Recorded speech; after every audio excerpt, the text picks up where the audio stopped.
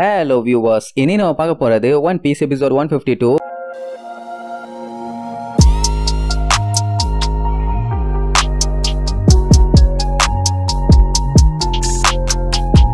Open பண்ணா அப்படியே விடியுது. அமி தொண்டையிலேயே கத்திட்டு இருக்கான். என்னன்னா கப்பல் எல்லாத்தையுமே நம்மளுக்கு பக்காவா ரெடி பண்ணிட்டானுங்க. இன்னும் இவங்க கிளம்புறதுக்கு 46 நிமிஷம் தான் இருக்கு. ஆனா இன்னுமே லூஃபி வரல. இன் கேஸ் அப்படி மிஸ் பண்ணிட்டாங்கன்னா டைமுக்கு போய் சேர முடியாது. எப்படியும் நம்பிக்கை அவன் வர லேட் ஆகும்னு நல்லா தெரியும். ஏன்னா போகும்போது வெறுங்கைய வீசிட்டு போனா, ஆனா இப்ப வரும்போது கோல்டோட வரணும்ல. எப்படியும் டைமை கொஞ்சம் கன்சிடர் பண்ணுங்கிற மாதிரி தான் சொல்லுவான். ஆனா அதை அவன்லாம் கண்டிப்பா பண்ண மாட்டான்னு மட்டும் நம்மளுக்கு நல்லா தெரியும். சாப்பருக்கு என்ன பீதினா அவன் அந்த டவுனுக்கு தனியா போனான். தண்டைய போட்டு ஜெயிச்சிட்டானாங்கிறது ஒரு சின்ன டவுட். நமிக்கு அப்பதான் காண்டாவும். என்னதான் அவன் டைமுக்கே வந்தாலும் அந்த பெல்லமி கிட்ட மட்டும் தோத்துட்டு வந்தான்னு கேள்வி பாட்டேன். அவனை வச்சு செதுக்கிடுவேன் பா. சரி ரைட் அப்படியே பொறுமையா வெயிட் பண்ணிட்டு இருக்கும் போது அடே கிறுக்கு கூட்டங்களான்னு ஒரு சவுண்டு. வேற யாரு, நம்ம லூஃபி தான். அவ்வளவுதான், எல்லாத்துக்கும் செம ஹாப்பி. சாதிச்சிட்டேன்னு கத்திட்டே வருவான். சரி ரைட், ஒரு வழியா அவன் டைமுக்கு முன்னாடியே வந்துட்டான். என்ன வரும்போது ஹெர்குலிஸ்னு ஒரு பூச்சோனை புடிச்சிட்டு வருவான். இதை புடிச்சிட்டு வரதான் கொஞ்சம் லேட் ஆயிடுச்சும்பா. எல்லாம் தொண்டையிலேயே கத்துவாங்க. பின்ன சின்ன ஒரு பூச்சிக்காண்டி லூசு பைய லேட் பண்ணிட்டு இருந்திருக்கான்ல, அதனால கொஞ்சம் கத்துவாங்க. இங்க வந்த நம்மால கோயிங் மேரி கப்பலை பாப்பான். அடேங்கப்பா ரெக்கா வாளுன்னு பயங்கரமா ரெடி பண்ணி வச்சிருப்பாங்க. ஆட்டோட தலைய கோழி தலையா மாத்திட்டாங்க. இதுதான் ஃப்ளையிங் கோயிங் மேரி கப்பலாமா. பறக்க போதா சூப்பருமா. நமக்காண்டி இதை பண்ணிருக்காங்கன்னு சொன்ன உடனே நம்ம பையன் அவங்க ஸ்டைலையே வணக்கம் சொல்லுவான். நம்ம ஆளுக பார்த்துட்டு இந்த கருமத்தை பார்க்க முடியல, வாங்க சீக்கிரம் கிளம்பலாம்பாங்க.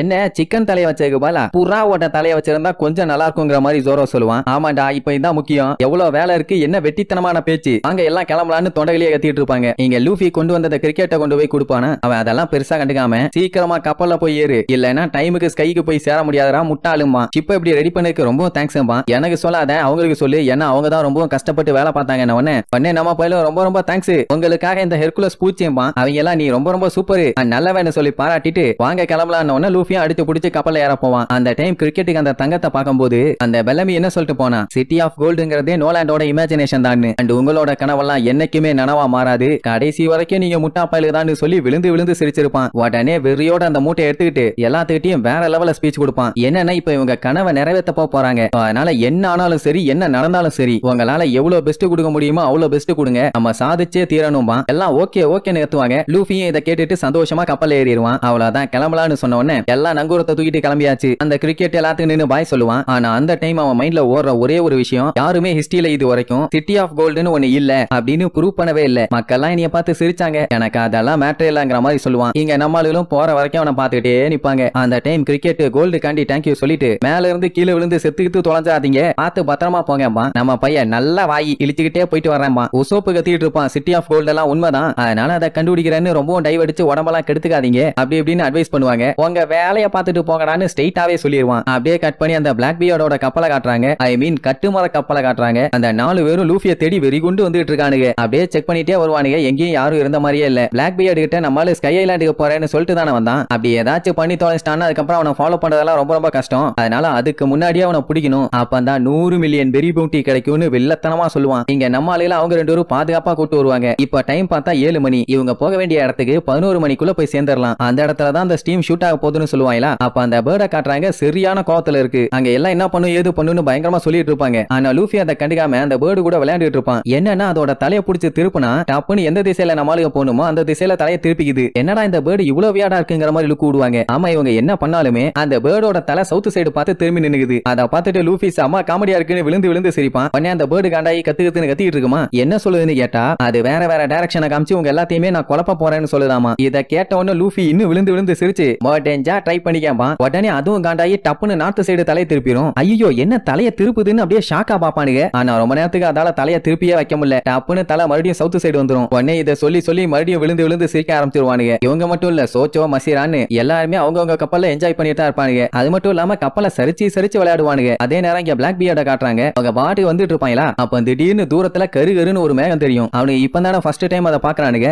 கொஞ்சம் பீதியாவாங்க. அதே நேரம் இங்க நம்மளும் அந்த கிளவுட்ஸை பாத்துருவாங்க. இப்ப என்ன பஞ்சாயத்துனா டைம் 10 தான் ஆகுது. ஆனா அதுக்குள்ளேயே அந்த கிளவுட் ஃபார்ம் ஆக ஆரம்பிச்சிருச்சு. அப்படின்னா சட்டுப்புட்டுன்னு இவங்க வேகமா போய் சேரணும். அதனால சோச்சோ டைவர்ஸை யூஸ் பண்ணி கடலுக்கடியில போய் எல்லாத்தையும் செக் பண்ண சொல்லுவான். அதான் எந்த இடத்துல ஸ்டீம் கிரியேட் ஆகிற மாதிரி இருக்குன்னு பாக்குறதுக்காக. இங்க எல்லாத்துக்குமே ஒரே குழப்பம். எப்படி இவங்க எக்ஸ்பெக்ட் பண்ண டைமுக்கு முன்னாடி அந்த கிளவுட் ஃபார்ம் ஆச்சுன்னு. ஆனா இப்ப பஞ்சாயத்தே அதான். இவங்க சீக்கிரமா வந்து அந்த நாக் அப் ஸ்டீம் எங்க வருதுன்னு கண்டுபிடிச்சலாம்னு பார்த்தாங்க. ஆனா இப்ப தான் ஏர்லியாவே அந்த ஸ்கை டார்க் ஆயிருச்சு. அதனால எப்படி கண்டுபிடிக்கணும்னு தெரியாம முழிச்சிட்டு இருப்பாங்க. உடனே சோச்சோ அவனோட சவுண்ட் வேவ்ஸை யூஸ் பண்ணி கண்டுபிடிக்க ட்ரை பண்ணுவான். அப்படி செக் பண்ணதுல டைவர்ஸ் ஏகப்பட்ட மேட்டரை கண்டுபிடிப்பாங்க. ஒரு சைடு கடலோட லார்ஜ் கரண்ட் ரிஃப்ளெக்ட் ஆகுதாமா, இன்னொரு சைடு சீக்கிங்கான ஒரு பெரிய கிரியேச்சர் இருக்காமா. இது எல்லாமே 12:09 கிளாக் டைரக்ஷன். நான் 10 மணி டைரக்ஷன்ல வேவ்ஸ் எல்லாம் ஆப்போசிட்டா ஃபார்ம் ஆகுதாமா. அதை வச்சு பார்க்கும்போது அதுல பெரிய சுழல் ஒன்று உருவாக வாய்ப்பு இருக்குன்னு ஒண்ணு. அப்படின்னா 10 மணி டைரக்ஷன்ல கப்பலை திருப்புங்க, அப்பதான் நம்ம எதிர்பார்த்தது நடக்கும்னு சொன்ன உடனே சரி ரைட்னு திருப்ப மட்டும் தான் செய்வாங்க. அந்த டைம் திடீர்னு வேவ்ஸ் எல்லாம் பயங்கரமா மேல எழும்ப ஆரம்பிச்சிடும். என்னடா இப்படி சடனா வேவ்ஸ் எல்லாம் பெருசாகுது, இந்த அளவுக்கு வந்தா நம்மள கண்டிப்பா முங்கிடுவாங்க. ஆக்சுவலா இது எர்த்குவேக்கோட ஒரு ப்ரீ எக்ஸ்ப்ளோஷன் ஆமா, அதனால கொஞ்சம் கேர்ஃபுல்லா இருக்க சொல்லுவா. அந்த டைம் ரோபின் நேவிகேட்டர் கிட்ட லாக் போஸ்ட் எந்த டைரக்ஷன்ல காட்டுதுன்னு ஏப்பா செக் பண்ணி பார்க்கும்போது அது மேல தான் காட்டிட்டு இருக்கும். அப்படின்னா ஸ்கை ஐலாண்ட் மேல தான் இருக்கு. விண்டோட டைரக்ஷனும் பக்காவா இருக்கு. அந்த சுழல் எங்க உருவாகுதோ அந்த இடத்துக்கு சென்டரா தான் கிளவுட்ஸும் ஃபார்ம் ஆயிருக்கு. ஆனா லூஃபி எங்கேயுமே தெரியலையேன்னு சொல்லி கேப்பான். அதெல்லாம் சடனா நடக்கும், எல்லாருமே ரெடியா இருங்க,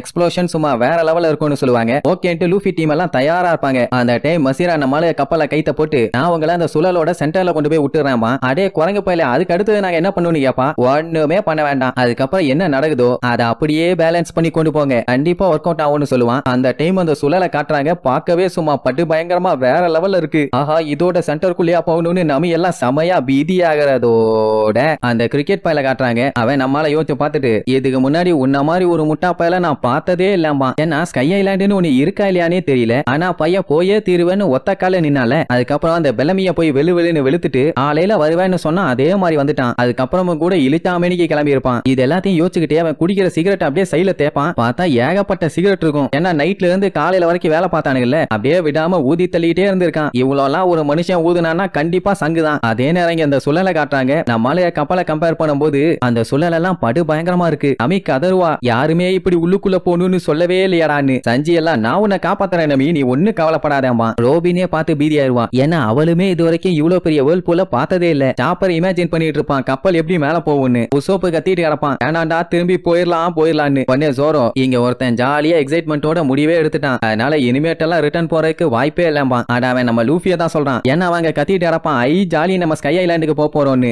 இப்படி நம்ம குரூ அப்படியே வந்துகிட்டு இருந்தா திடீர்னு இடையில பெரிய சைஸ்ல ஒரு மான்ஸ்டர் மீன் ஒண்ணு ஜம்ப் அடிச்சு போகும். அதை பார்த்துட்டு அத்தனை பேருமே பீதி ஆயிருவாங்க. கொக்காமாக்கா எத்தா தண்டின்னு அதை அப்படியே உள்ளுக்குள்ள முங்கி எந்திரிக்கதை பார்க்கும்போது உசோப்பெல்லாம் வெடவடத்து போயிருவான். இதுல காமெடி என்னன்னா லூஃபியே ஒரு செகண்ட் பேய் அடிச்ச மாதிரி தான் நின்னுட்டு இருப்பான். அவ்வளவுதான், இங்க நம்மால கழட்டி விட்டாச்சு, அவங்க தூரத்துல நின்னு நல்லபடியா போயிட்டு வாங்க, இனிமேட்டு எல்லாமே உங்க கையில தான் இருக்குன்னு சொல்லி பை பை சொல்லுவாங்க. லூஃபி ஜாலியா பை பையும்பா. ஆனா உசோப்பு ஐயோ இருங்கடா, எங்களை விட்டு போகாதீங்கடா, நாங்களும் வர்றோம், எங்களுக்கு பயமா இருக்குடா முட்டா பயலுகளா, இதே மாதிரி நாங்க உள்ள போனோம்னா ஃபிராக்ஷன் ஆஃப் செகண்ட்ல செத்து போயிருவோம், அதனால காப்பாத்துங்கடாமா. என்ன பிரயோஜனம், கிட்டக்க போயாச்சு. நமீக்கு காண்ட் என்னன்னா இவ்வளவு பெரிய வேர்ல்ட் பூல் வரும்னு சொல்லி யாருமே சொல்லல, அதான் வீதியில கத்திட்டு கிடப்பான். இப்ப அந்த இடமே கொஞ்சம் கொஞ்சமா இருட்டாகும். இவங்களும் அப்படியே பொறுமையா அந்த சென்டர் கிட்ட போயிட்டு இருப்பாங்க. அப்போ உசோப்பெல்லாம் ரத்த கண்ணீரே வடிப்பான். அடே லூஃபி இப்ப கூட ஒண்ணு கெட்டு போல, வாடா பேசாம திரும்பி போயிடலான்னு. ஏன்னா இந்த சுழலுக்குள்ள போனாங்கன்னா டெஃபினட்டா இன்ஸ்டன்ட் காஃபி மாதிரி இன்ஸ்டன்டா சாக வாய்ப்பு இருக்கு. பேசாம இந்த ஸ்கை ஐலாண்டு கனவாவே வச்சுக்கையாம்பா. ஒரு கனவையே கனவா வச்சுக்கணுமான்னு கேப்பான். நமியா தான் சொல்லுவான், ஆமாண்டா லூஃபி நம்மளால இதை பண்ண முடியும்னு எனக்கு சுத்தமா தோணல, பேசாம போயிடலாம்பா. அவன் என்ன சொல்லுவான், ஐலாண்டு இருக்கா இல்லையாங்கிறதே ஒரு கனவா தான் இருக்கு, அதை பார்க்க வாய்ப்பு கிடைச்சும் அதை அப்படியே கண்டுக்காம விட்டுட்டு போயிட்டானா கண்டிப்பா லைஃப்ல நம்ம ஒரு பெரிய அட்வென்ச்சரை மிஸ் பண்ணிட்டோம்னு ரொம்ப ஃபீல் பண்ணுவோம். அதனால ஒன்னா போலாம். இவன் இறங்கிட்டான், இனிமேட்டு இவனை திருத்த முடியாதுன்னு முடிவே பண்ணிட்டாங்க. ஜோரோக்கே இந்த வேர்ல்ட் பூல பார்க்கும்போது அப்படியே லைட்டா அள்ளுவிடும். ஆனா அவன் மத்தவங்க கிட்ட தெளிவா சொல்லிடுவான், இனி நீங்க என்னதான்